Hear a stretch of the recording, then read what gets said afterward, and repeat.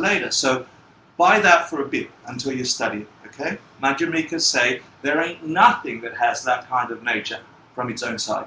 Nothing. And I disliked originally the example of the pen because it's solid, visible, right? Object here means what?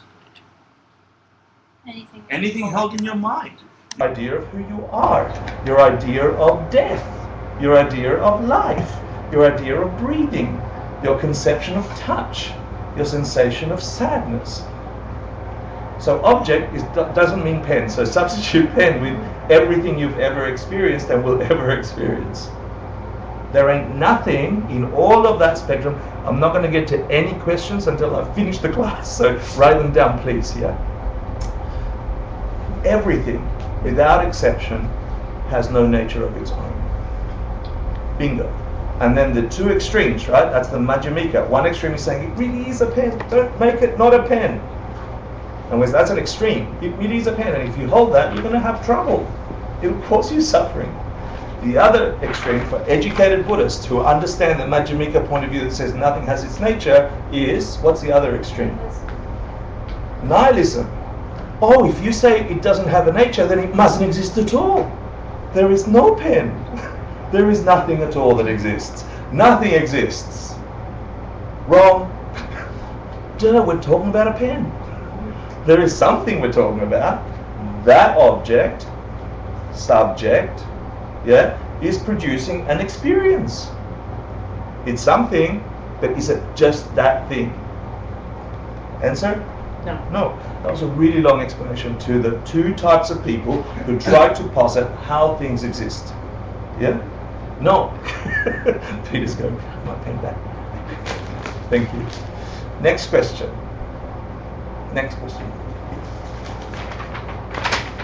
Nama described the extremely essential division into two kinds of persons who result from these two viewpoints.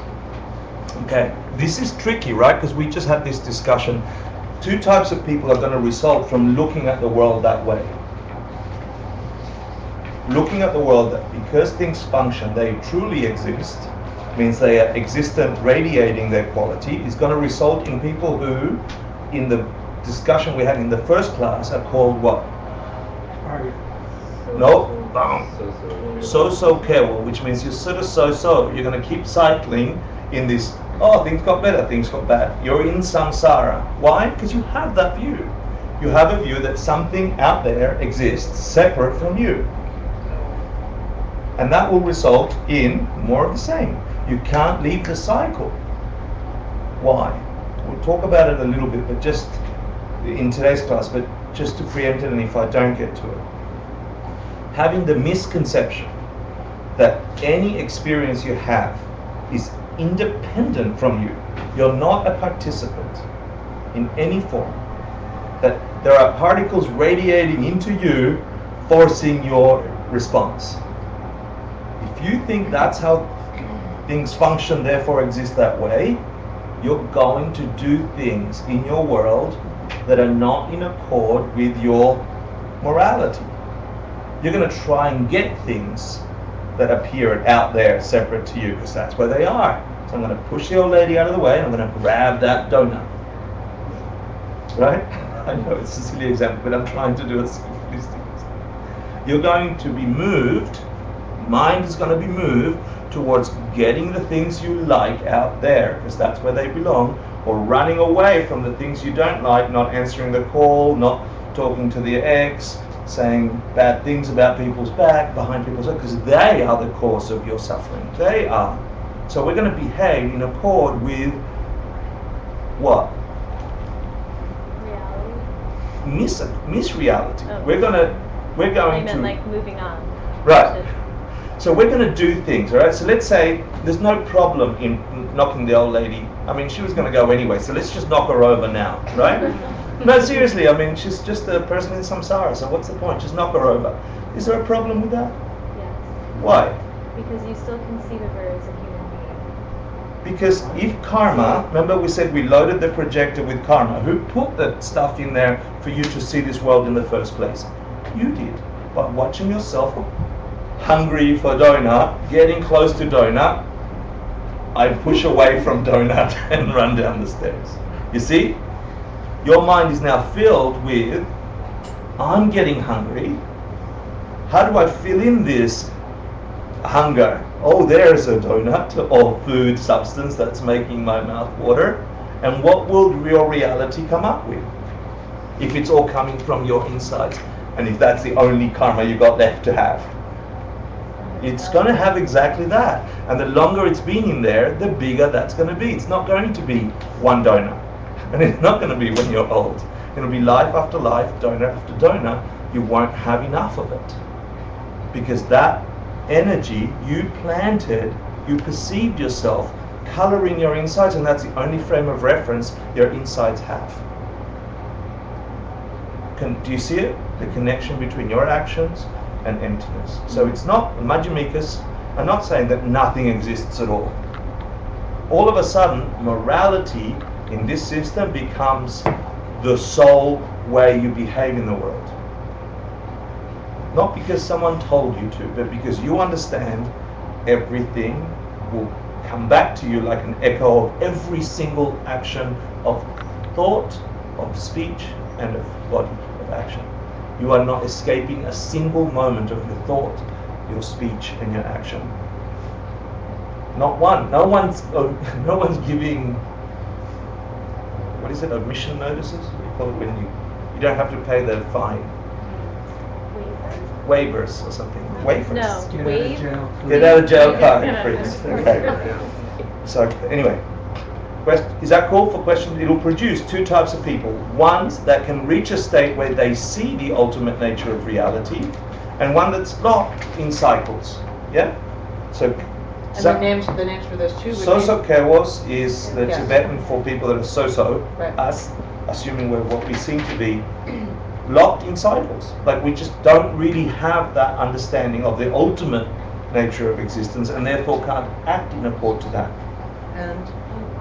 And Pakpas, or Aryas in Sanskrit. Yeah?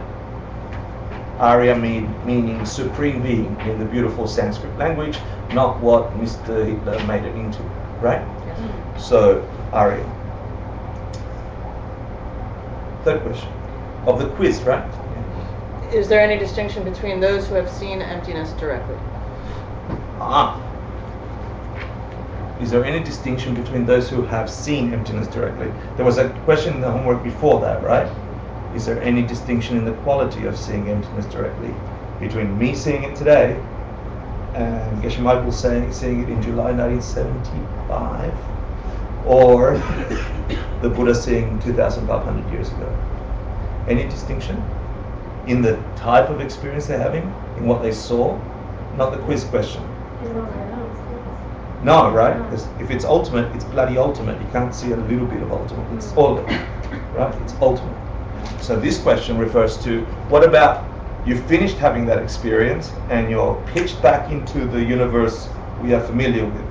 So they say you have the sensation of coming down, and then you're represented with your old habits of seeing the world as coming from itself, right? Coming from itself. You're represented with that, even after you saw how it really functions. Are there any differences in all the people who have ever seen emptiness directly? Yes. The answer is yes. Give me why. Not the motivation. They're different karma and experience. Good. The experiences leading up to They all have different karmases. That's a good new one. From the point of having achieved the sight of your intentions. So just after that, are they all the same kind of people? Now, you have Aryas. They're all Aryas from that point on. Well, yes, but the distinction is if you're a Mahayanist, you also are developing ultimate bodhicitta, which will lead to omniscience of Buddha. Great. So then, what's that path called? You've just had a direct experience of how really the matrix works. Yeah? And then all of a sudden you come back here. Imagine that karmas are in your pocket, okay? And you have a dark pocket and you have a light pocket. And it's filled there and it's like almost infinite. You can't stop. Your experiences is coming out of that, right? And you're filled. What is accumulation? Accumulation. Habituation. Habituation. You're habituating. Yeah. Great. So the answer is you've still got crappy in there, and you've had a whole bunch of condensed white karmas, really positive experiences, pitching you into the direct perception of emptiness. Direct perception of how things really work. You just saw that and then you removed one of the mental afflictions forever. Well, three actually, but one in particular is doubt. Yeah? Never see it again.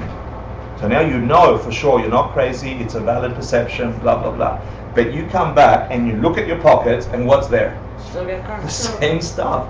And some beings have a lot more white than dark, and some have a lot more dark than white. We've all lived infinite lives according to this thing. So then you begin the path of habituation, which is, oh, here is that habit of yelling back when people are yelling, or here's that habit of taking the first donut, or here's that habit of thinking that people are expendable, or here's that habit, and you begin to clear out jealousy, anger, frustration, and you generate, and the 6 perfections are the basis of the 10 Bodhisattva goodness. Yeah? You develop true generosity, perfected generosity, perfected ethics. Yeah, that's removing a whole bunch of these and making some radiating them so they don't ripen, because you don't have ignorance. So did I answer that question or not? Yes. No. Yes. Yeah, long and winded. But do you understand it? Yeah, it's, yes? Yes. Yes. Thank you. Can you make it happen? Yes. Yes. Thank you. Yeah, and that's what it's for, okay? It's for you to make it happen. Next question.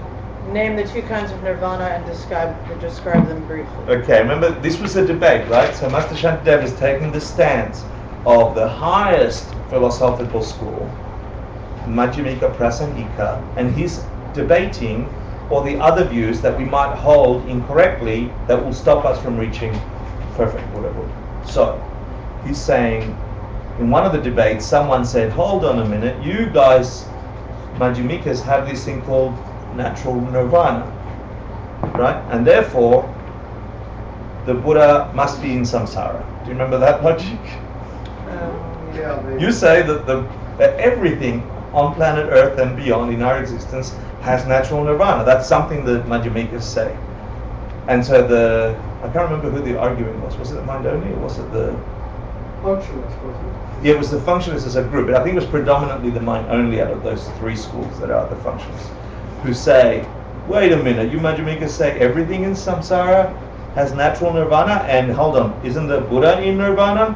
So isn't the Buddha in samsara? Like, it's a little low blow. Yeah, and was that the misunderstanding that